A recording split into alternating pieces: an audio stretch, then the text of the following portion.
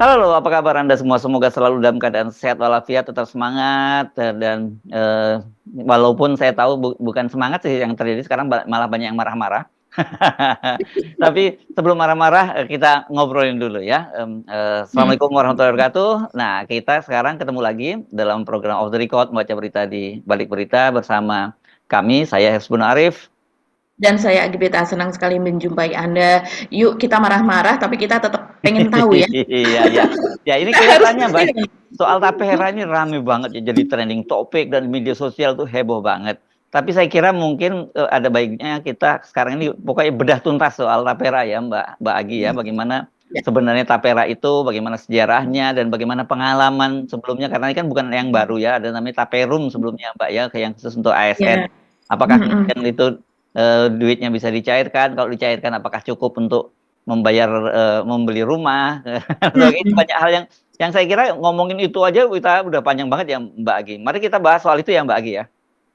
Oke Mas Ersu, jadi kita mulai bahas itu ya, karena memang kenapa kita harus spesifik dan detail? Karena ini kemarahan sudah terjadi di mana-mana, ya Yap, yap. kecewa, ya sedih, ya marah, banyak yang menjelaskan soal pengalamannya, dan saya pun juga baru tahu Mas Ersu, ternyata bahwa Tapera ini adalah merupakan perubahan dari Bapertarum. Jadi Bapertarum itu adalah Badan Pertimbangan Tabungan Perumahan Pegawai Negeri Sipil, jadi disingkat menjadi Bapertarum PNS. Ini adalah sebuah skema yang dibuat oleh zaman Orde Baru dulu oleh Pak Harto pada tahun 1993. Nah, kita tahu reformasi terjadi tahun 98 dan Bapertarum ini memang Ya. tidak berjalan sebagaimana mestinya, dinilai seperti itu Mas Hersu, tidak banyak manfaatnya.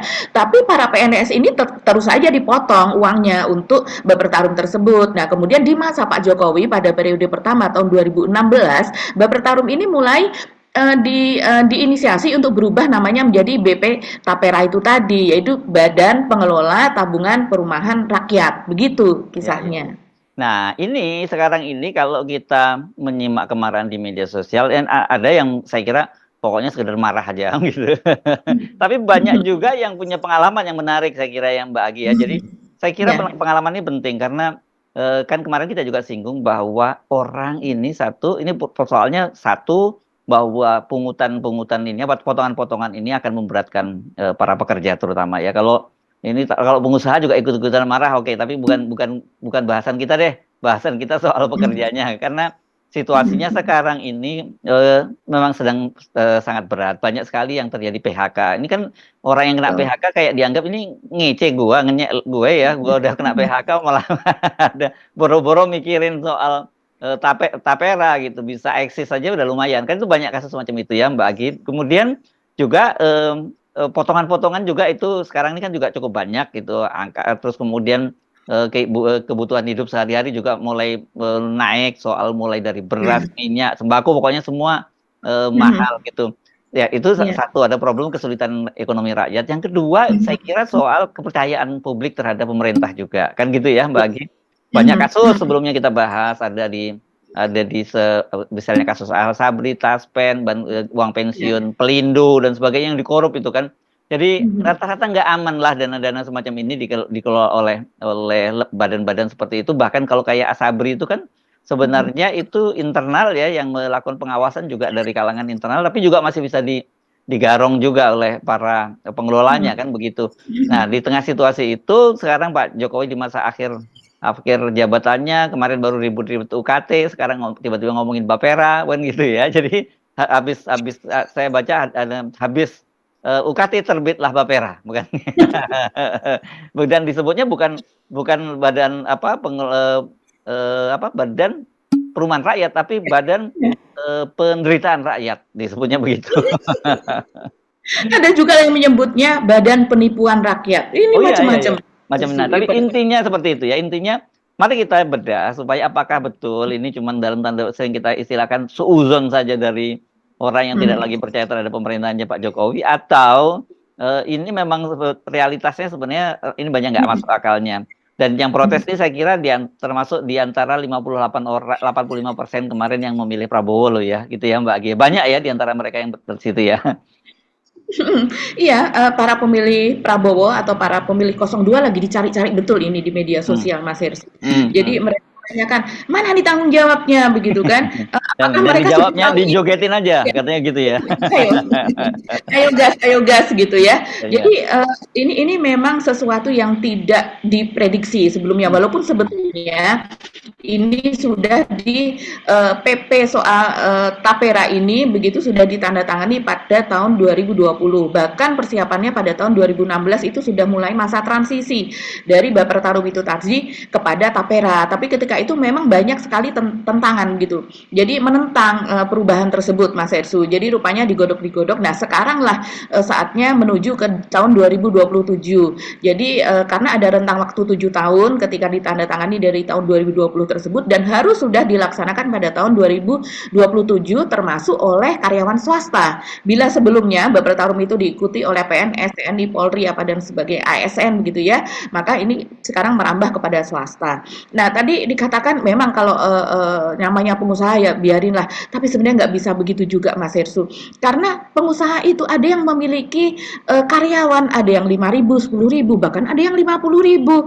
Kita bisa bayangkan dalam keadaan seperti ini kalau seandainya mereka tambahannya bisa untuk satu perusahaan saja bisa bermiliar-miliar begitu. Nah, tentunya dalam kondisi seperti sekarang yang Pak Jokowi sendiri seringkali mengatakan ini situasi geopolitik tidak baik, ini situasi ekonomi global itu sedang turun, kita masih beruntung karena masih bisa tumbuh ekonominya. Nah, ini tentu saja mereka juga berteriak begitu Mas Hersu. Nah, terutama dia memang serikat buruh ya, serikat buruh pekerja di seluruh Indonesia. Ini mereka teriak. Bahkan mereka mengancam akan melakukan demo besar-besaran. Nah, kenapa mereka berteriak? Coba mungkin kita lihat ya Mas Hersu. Kalau ini saya mengambil data dari Ketua Umum Asosiasi Pengusaha Indonesia, yaitu dari Sinta Kamdani ya. Ini anaknya Pak Sukamdani.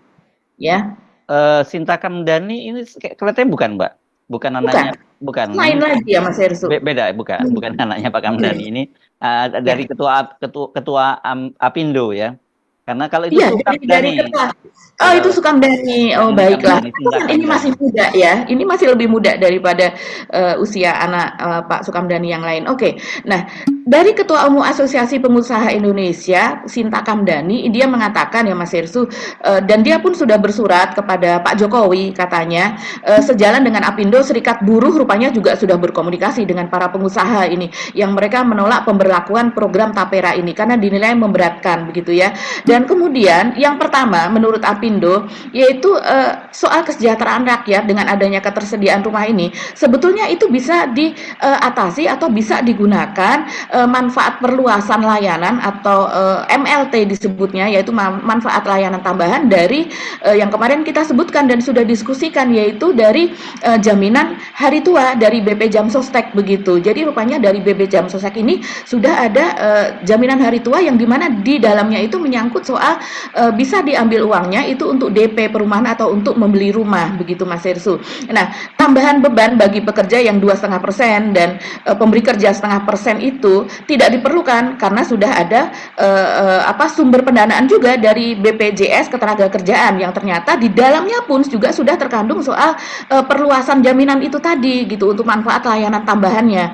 Dan yang kedua ini Mas Hersu, ini di mana sesuai maksimal 30% dari aset jaminan hari tua. Ini rupanya jaminan hari tua itu besar sekali ya.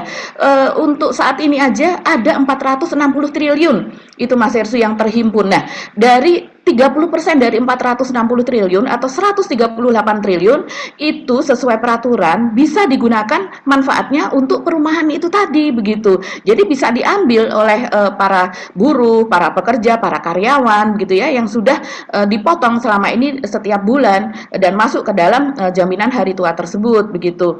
Dan kemudian yang ketiga menurut Apindo ini dia mengatakan bahwa ini selama ini beban pungutan yang ditanggung oleh pekerja maupun pelaku usaha itu sudah hampir 20%, yaitu antara 18% sampai 19,7%. Jadi artinya Mas Hersu kalau misalnya seseorang itu bergaji 100.000, artinya sekitar 19,7 ribu itu sudah dipotong begitu oleh berbagai pungutan. Nah, rinciannya apa saja pungutannya? Yaitu seperti untuk jaminan hari tua itu 3,7%. Jaminan kematian itu 0,3%, jaminan kecelakaan kerja itu mencapai 1,74%, kemudian jaminan pensiun 2%, jaminan kesehatan 4%, terus kemudian cadangan pesangon. Jadi kalau seandainya seseorang itu nantinya di PHK, maka ada ketentuan kan, misalnya dia bekerja selama 5 tahun berapa, 10 tahun berapa, yang artinya itu harus juga menjadi tanggungan dari perusahaan dan itu dicadangkan. Nah, cadangan untuk perhitungan aktuarianya itu sekitar 8%. Nah, beban ini akan makin berat dengan adanya depresiasi rupiah yang kita tahu saat ini sudah mencapai 16.200 Mas Hersu nilai tukar rupiah kita dan juga melemahnya permintaan pasar. Jadi saya rasa ini masuk akal kalau kemudian bila ditambah 3% di mana 2,5%-nya itu menjadi beban dari karyawan begitu ya dan 0,5% yang menjadi beban dari si pemberi kerja atau perusahaan, kemudian baik perusahaan maupun para buruh pekerja dan sebagainya itu berteriak-teriak. Apalagi memang skemanya ini sepertinya adalah terutama kaum kelas menengah ya. Karena kalau di Indonesia ini kelas menengah itu beda dengan kelas menengah yang di Amerika misalnya. Yang di Amerika sebutan kelas menengah menurut Bank Dunia itu adalah mereka yang memiliki kekayaan 50.000 sampai dengan berapa ya? Sampai dengan 500.000 dolar US begitu ya. Jadi kalau 50.000 itu mungkin sekitar dikalikan 16.000 saja, begitu sekitar 800 juta rupiah sampai dengan 8 miliar itu masuk ke dalam golongan kelas menengah.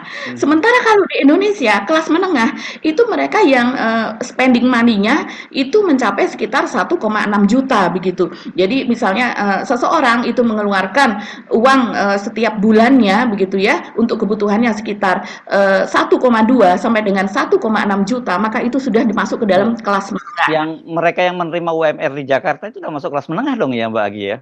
Masuk kelas menengah, bahkan kalau di daerah pun Mas Hersu ini kan yang nanti yang akan dipotong untuk tapera ini adalah mereka yang memiliki gaji bulanan itu minimum senilai upah minimum, baik itu upah minimum provinsi, upah minimum kota, misalnya seperti itu. Nah, sementara kalau di Jawa Tengah itu upah minimum yang untuk kota yang paling rendah itu di Banjarnegara kalau tidak salah itu senilai 2.038.000 kalau tidak salah begitu. Sementara untuk yang tertinggi saja itu di Kota Semarang itu hanya 3,2 atau 3 juta berapa saya lupa Mas Hersu rinciannya. Kita bisa lihat. Dan dalam prakteknya kan dia uang yang mereka terima itu dikeluarkan semua. Justru kan itu dari cuman masuk keluar begitu. Jadi kalau kriterianya seperti itu ya kelas menengah semua itu yang terkena gitu. Ya Mbak Agi ya. Iya betul. Jadi yang terkena ini kalau melihat skema ini adalah memang jadinya ya dengan skema seperti ini tanpa ada nominal misalnya di dalam PP itu mereka yang terkena adalah mereka yang nominal penghasilannya 10 juta misalnya itu sudah lain lagi ya Mas Hersu. Tapi ini klausulnya adalah mereka dengan upah minimum. Mereka yang berupah minimum di daerah masing-masing itu mereka akan masuk ke dalam skema ini dan itu wajib begitu ya. Jadi ini nilainya besar sekali per tahunnya bisa triliunan begitu. Ini kayak pukat harimau ya, semua besar kecil semua bisa kejaring ya dengan APP yang itu ya. Oke, jadi detail sekali tadi yang disampaikan oleh Sita Kamdani ya, Ketua Apindo ini. Sita Kamdani ini memang mirip namanya Mbak Agi, tapi dia ini sebenarnya Anda ingat nggak dulu namanya ada petenis Martina Wijaya. Nah, dia putrinya, jadi putrinya Martina Wijaya. Jadi kakaknya Pak Wita ini kalau tidak salah ya, ada Pak Wita Wijaya, artis juga ya. Jadi namanya Kamdani karena suaminya itu Irwan Kamdani. Jadi memang ini pengusaha. Memang lama ini dari keluarga pengusaha. Jadi dia makanya saya kok tadi nyimak Anda detail bener ya hitung-hitungannya. Dia memang yang pelaku pengusaha betul gitu ya, bukan orang yang cuman portofolionya pengusaha tapi sebenarnya dia cuman cuman jadi kayak model dapat proyek dari pemerintah dan kemudian dia di portofolionya dijual lagi ke pengusaha dan sebagainya. Jadi kalau yang begitu-begitu dia nggak akan ngitung berapa besar bebannya. Kalau yang pengusaha serius dia akan menghitung soal itu. Nah, mari kita bayangkan ya di situasi semacam itu kan ini yang disebut kemudian non MBR itu ya, Mbak, masyarakat berpenghasilan rendah begitu disebutnya ya. Padahal kan sebenarnya UMR itu masyarakat termasuk masyarakat berpenghasilan rendah. Jadi bayangkan kalau kriterianya yang non MBR itu adalah UMR, ya menurut saya secara logis saja pun mereka menabung seumur hidup dengan potongan 3% dari 2,5% dari dia sendiri dan ditambah 0,5% dari pengusaha, nggak akan kebeli rumah itu Mbak Agi, ya kan? Ya. nggak akan kebeli. Ini Mhm. sudah banyak sekali yang menghitung Mas Hersu. Oke. Jadi netizen ini langsung menghitung begitu ya. Mhm. Kalau seandainya penghasilannya segini, sekian apa dan sebagainya, Mhm. menabung selama 100 tahun pun itu tidak Mhm. kebeli Mas Hersu. Mhm mhm mhm. Oh, iya iya. Jadi Sampai itu 100 tahun ekstrim pun ya ya? mereka menghitung. Ini hitung-hitungan yang berapa ini yang 100 Sampai tahun? 100 tahun pun tidak. Yang penghasilan berapa nih yang sampai 100 tahun nih? Jadi, kalau Oke. Mas Hersu kemarin di dalam diskusi kan menghitung penghasilannya 10 juta. Mhm. Penghasilan 10 juta itu sudah termasuk kelas menengah yang atas begitu ya. Nah, kalau seandainya penghasilannya 10 juta saja, itu kan kemarin dihitung untuk per bulannya itu dia kena 300. 300 ya. Mhm. Tapi kalau pekerja dipotong 2,5%, jadi 250. Katakanlah beserta dengan iuran dari pengusaha, jadi dia menabung sebanyak 300.000. Nah, itu setiap bulannya. Nah, untuk satu satu tahunnya, satu tahunnya itu hanya 3.600.000. Kalau 10 tahun artinya 36 juta Mas Irsu menghitung. Nah, itu harganya antara 160 sampai 200 sekian juta. Itu sekarang, harga sekarang begitu ya. Rumah subsidi yang ada yang di Papua, di Kalimantan apa sebagainya itu ada yang 200 juta lebih. Kalau yang di Jabodetabek itu berkisar antara ada 160, 180, 200 begitu. Nah, apakah 100 tahun kemudian dengan tingkat inflasi yang seperti macam-macam begitu ya, itu akan nilainya akan menjadi berapa kalau kita membayangkan begitu kan? Sekarang saja sudah seperti itu begitu. Jadi ini skema yang tidak mungkin menabung 100 tahun pun itu tidak akan bisa membeli rumah, apalagi kalau seandainya hanya menabung hanya sekitar 10 tahun, 5 tahun begitu. Bahkan untuk DP saja itu juga sulit karena apa Mas Hersu? Rumah subsidi itu bukan berarti dibiayai oleh pemerintah. Rumah subsidi nilai totalnya itu sudah dipangkas oleh subsidi pemerintah. Jadi kalau rumah subsidi itu misalnya 200 juta begitu ya, itu biasanya para pekerja gitu ya akan bisa mereka diterima KPR-nya oleh bank itu berdasarkan joint income. Karena kan ada nilai minimum untuk DP. Nilai minimum untuk DP seperti misalnya 10%, 20% saja sudah berapa, Mas Hersu. Dan kemudian yang sisanya itu harus sepersekian dari penghasilan dia. Jadi misalnya sisanya itu harus minimal itu 30% dari penghasilan dia. Nah, artinya dia harus memiliki gaji berapa begitu kan? Karena skema bunganya juga cukup lumayan, tetap begitu. Jadi memang udah susah ini kalau seandainya diterapkan. Dan kemudian ada juga Mas Hersu klausul-klausul yang lain seperti misalnya merujuk pada pasal 24 Undang-Undang Nomor 4 itu yang tahun 2016 tentang tapera ini ya.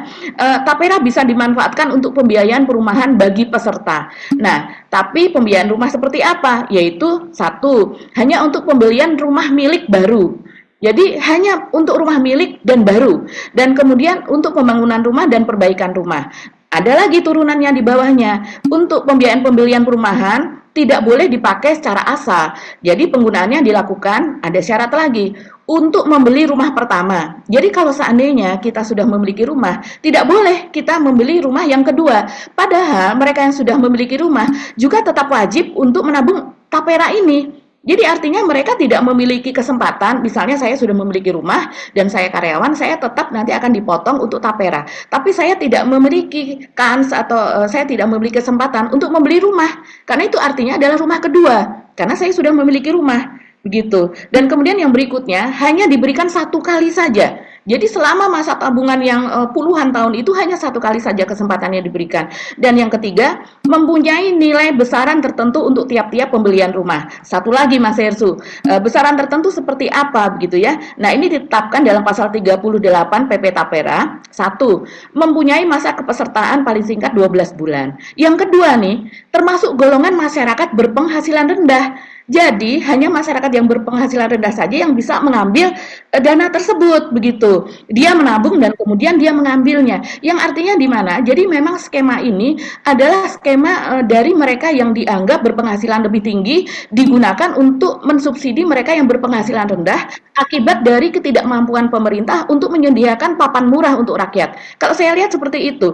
Dan klausul yang lainnya adalah dengan syarat belum memiliki rumah dan kemudian yang keempat menggunakannya untuk pembiayaan pembiayaan pemilikan rumah yang pertama, kembali kepada yang tadi. Jadi ini memang banyak akal-akalannya, makanya orang marah itu saya rasa wajar. Ya, ya, ya. Jadi pertanyaannya kalau mereka yang dianggap non MBR atau non masyarakat berpendapatan rendah, yang tadi itu Mhm. pendapatan rendahnya itu berarti di bawah UMR kan begitu ya, artinya ya. Mhm. Itu nggak bisa memanfaatkan ini. Terus kalau kayak gitu kan rata-rata sementara semua yang diwajibkan itu yang standar UMR kan begitu Mbak Agi. Ini jadi Betul. saya kira membingungkan dan terkesan sekali kalau pemerintah ya ingin mengumpulkan duit aja dari rakyat begitu.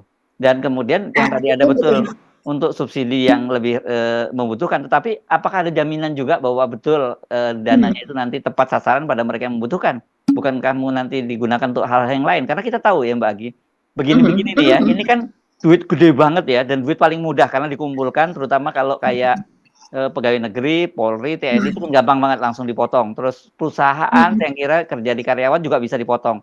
Tapi pertanyaan saya untuk pekerja mandiri, itu kan juga masuk di situ. Pekerjaan mandiri kan diwajibkan. Pegawai mandiri itu kan termasuk driver online itu kan, Betul. ya masuk ojol itu masuk di mandiri. Nah, Betul. kalau kemudian mereka juga dipotong, bagaimana skema pemotongannya? Sekarang pemotongannya aja banyak banget. Saya kan termasuk pengguna transportasi online. Kalau ngobrol-ngobrol dengan mereka itu mereka sendiri ngeluh potongannya terlampau banyak sekarang ini makin tambah. Sekarang dipotongin lagi mereka akan tambah berat lagi hidupnya gitu.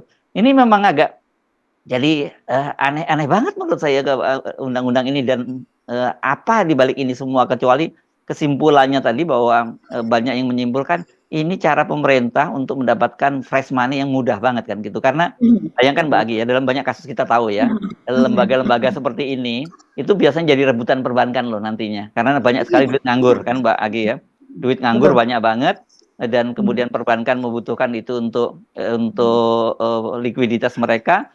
Dan kita tahu biasanya kayak gini ada cash money yang cashback yang diberikan terutama pada direktur investasinya nih yang paling makmur kayak gini direktur investasinya, tapi direktur utamanya juga pasti kebagian gitu. Jadi waduh ini benar-benar banyak sekali moral hazard dan kita jadi paham kalau kemudian banyak orang yang marah.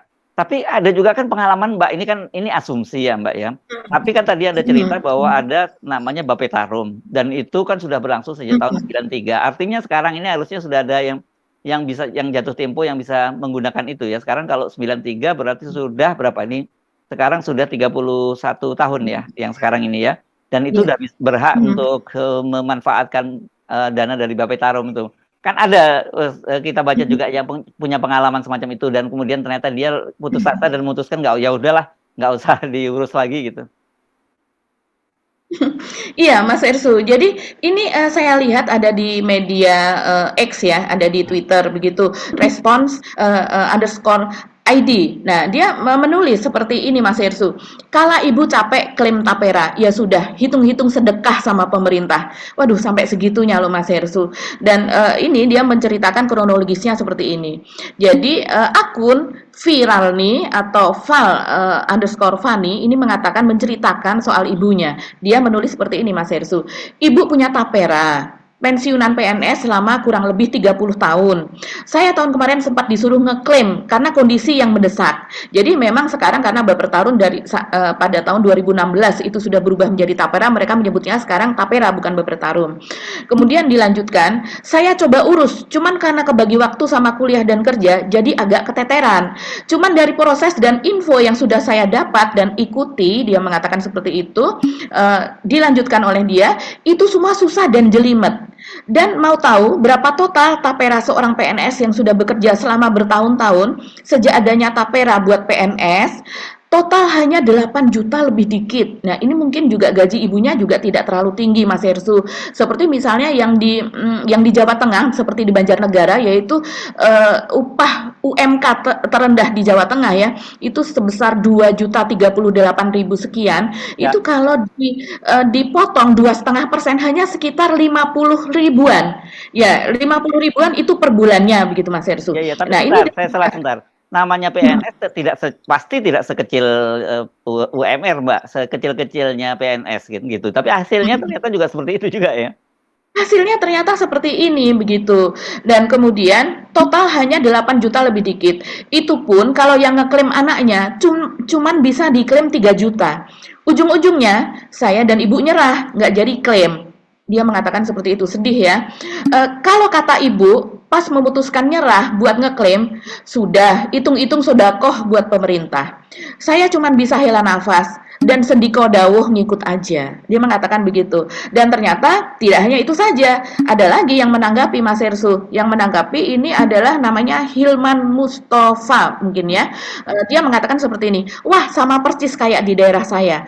Totalnya 7 juta. Yang bisa diklaim hanya 3 juta. Katanya udah ada pernah ambil. Orangnya ngah-ngoh gak jelas. Diminta bukti penarikan gelagap. Nguras emosi doang, dia katakan seperti itu. Dan dia lanjutkan, gak cuma Tapera, kebetulan mertua bentar lagi pensiun. Udah rame santer kena potongan asuransi wajib sekitar 7 juta.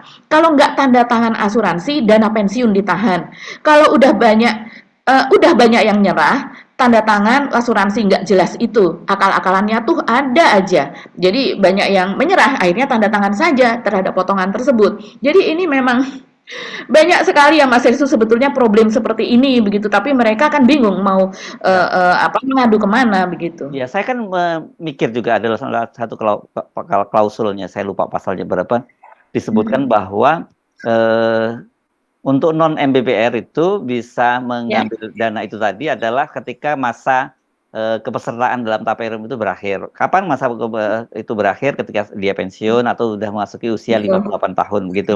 Nah, pertanyaan betul. saya tadi yang sebenarnya Anda juga sudah singgung, kalau usia 58 tahun dan kemudian ini kan orang sebenarnya udah nggak butuh lagi untuk membeli rumah atau kredit rumah kan gitu biasanya, karena dia biasanya sejak muda dia sudah mengkredit rumah ya sesuai dengan kemampuannya gitu, dan pada usia 58 tahun itu diharapkan dia sudah tidak punya beban lagi kredit gitu ya Mbak Agi ya, karena kalau pada usia pensiun dia kemudian katakanlah dia belum punya rumah katakanlah, dan kemudian tadi dengan dia punya uang untuk membayar uang mukanya rumah, dari mana dia bisa membayar kredit rumah itu kalau pada usia 68 tahun. Jadi saya kira ini memang dari sisi undang-undangnya ya sorry to say kalau kita sebut ini ngawur gitu. Maksudnya kalau betul kecurigaan dari publik bahwa ini akal-akalan karena pemerintah karena mengalami krisis likuiditas gitu, atau fiskalnya atau APBN-nya bermasalah, ya maksud saya bikin aturannya yang lebih sophisticated dikit gitu, jangan gampang benar di apa begitu dibongkar-bongkar pasal per pasalnya udah kelihatan sekali kalau ini omon-omon saja gitu.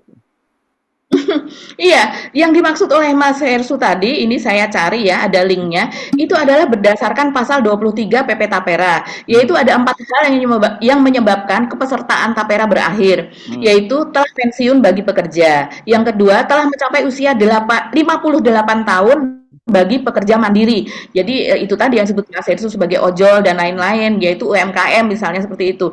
Kemudian apabila peserta meninggal dunia, dan kemudian 4, peserta tidak memenuhi lagi kriteria sebagai peserta selama 5 tahun berturut-turut. Jadi artinya mungkin selama 5 tahun dia tidak berpenghasilan. Jadi, kalau yang nomor 4 ini saya sedihnya begini, ketika dia berpenghasilan dia diambil, ketika tidak berpenghasilan ya sudah dilepeh begitu saja. Tidak ada skema bahwa kalau orang itu tidak berpenghasilan maka akan ada jaminan begitu ya untuk pemerintah juga melanjutkan. Jadi ada peran pemerintah di dalamnya. Ini yang disebut memang sepacam, kalau banyak sekali yang mengatakan wah ini perampokan uang rakyat, ada yang menulis seperti itu netizen, ini akal-akalan saja seperti itu.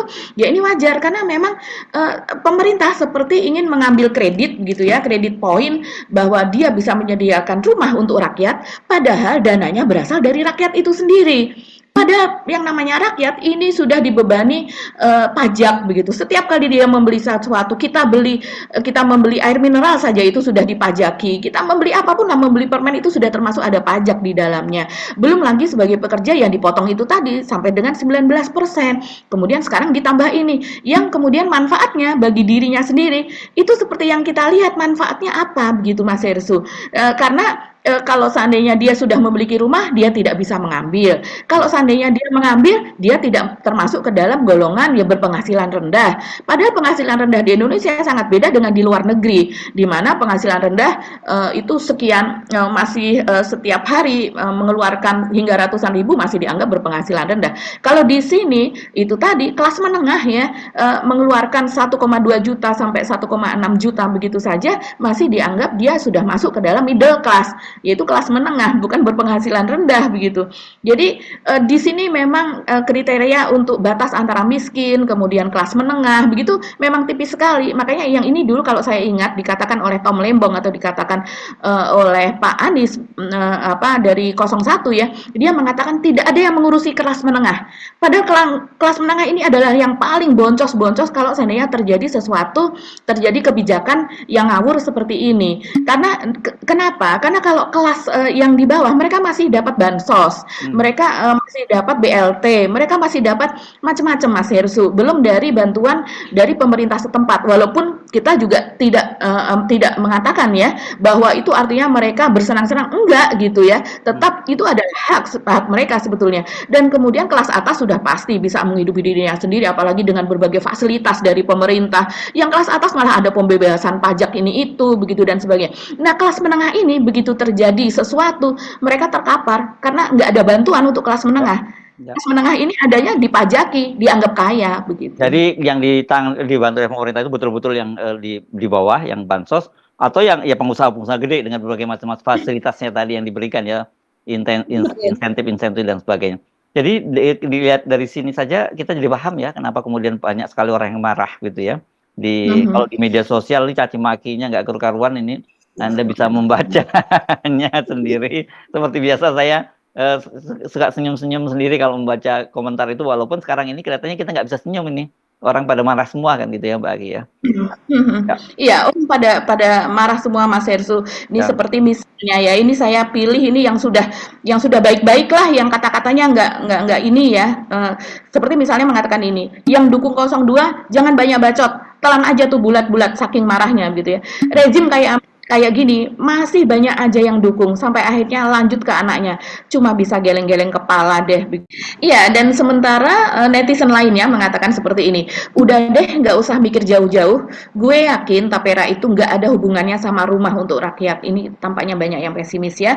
Kemudian ada yang menulis cara instan cari duit ala penguasa. Ada lagi yang mengatakan pajak terselubung yang dikenakan terhadap kelas menengah untuk menutupi kegagalan pemerintah menyediakan rumah yang layak. Ini betul-betul rakyat marah loh ini ya kalau Pak Jokowi dan juga kabinet ini mau mendengar ya Mas Hersu. Ini ada yang mengatakan ini adalah cara istana peras rakyat, segala cara dilakukan untuk menutup kekurangan modal bangun IKN. Nah ini malah lebih jauh lagi ini berpraduganya. Juga ada yang mengatakan revolusi Prancis karena ketidakpuasan rakyat bisa memenggal kepala para penguasa. Wah ini serem betul. Belum lagi masih banyak lagi Mas Hersu kalau kita melihat gitu ya, rasa gundah gulana, kekecewaan, kesedihan kita bisa memotret saat ini ada di banyak platform media sosial.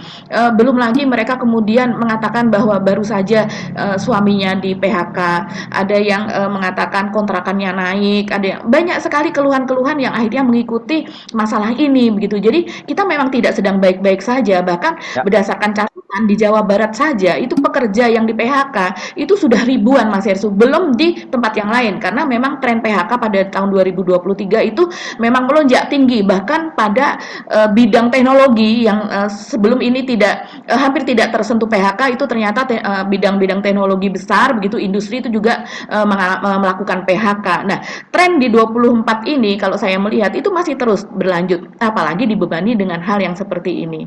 Ya, ya, ya. Dan penting dicatat ya, kalau kemarin karena ribut-ribut itu kemudian Pak Jokowi soal UKT kemudian menundanya, bukan membatalkan ya, menundanya menjadi tahun depan begitu. Itu artinya di pemerintahnya Prabowo. Dan sekali ini juga ini ribut-ribut lagi. Ini kan ini nanti pemberlakuannya tidak di era Pak Jokowi tapi di era Prabowo Gibran lagi. Jadi ini kelihatannya Pak Jokowi memang di akhir masa jabatan itu banyak meninggalkan bom waktu ya buat pemerintahnya Prabowo Gibran. Saya tidak tahu apakah Pak Prabowo terutama sadar atau tidak gitu bahwa dia ini dalam tanda petik seperti dijebak dong oleh berbagai kebijakannya Pak Jokowi. Ya, Mbak Agi. Sekali lagi ini tapera ini kalau kemudian kelihatannya seolah-olah bahwa ini adalah niat suci atau niat luhur dari pemerintah mensejahterakan rakyatnya lewat tabungan rakyat supaya tabungan perumahan rakyat, ya ini semua hanya omon-omon dari Pak Jokowi saja ya. Sekarang bukan ekonomi yang melejit, tetapi beban kehidupan rakyat yang makin melejit. Ya. Dan sudah sepantasnya seharusnya kalau Pak Jokowi mengatakan bahwa ini sama saja kok dengan BPJS, ya beda Ya, Pak, saya kira gitu. beda ya. Sangat berbeda. Apalagi ini tidak ada peran subsidi dari pemerintah, Mas Irsul. Ya. Ini betul-betul kalau netizen itu menilai dan juga pengamat menilai, ini diambilkan uang dari rakyat untuk rakyat, tapi nanti yang dapat kredit poin begitu itu adalah pemerintah. Jadi bahkan mereka yang menabung pun belum tentu memiliki kesempatan untuk Iya, mengambil uangnya ya, untuk digunakan sesuai dengan namanya padahal tabungan perumahan rakyat begitu. ya, Tapi ternyata tidak bisa digunakan untuk itu begitu. ya. Oke, bagi kita hari ini betul-betul kupas tuntas ya soal tapera ini ya. Iya. Kita mohon pamit dan mohon maaf karena selalu setiap kali kita kita bahas berbagai topik itu selalu topik yang selalu kabar buruk buat rakyat, bukan kabar baik. Kita sebenarnya pengen membahas hal yang kabar baik, tapi yang muncul selalu kabar buruk di era pemerintahan Pak Jokowi ini. Kami mohon pamit ya, Mbak Agi. Saya Hersman Arif. Dan saya Agbeta, terima kasih atas perhatian Anda. Tetap salam 0%. Wassalamualaikum warahmatullahi wabarakatuh. Waalaikumsalam warahmatullahi wabarakatuh.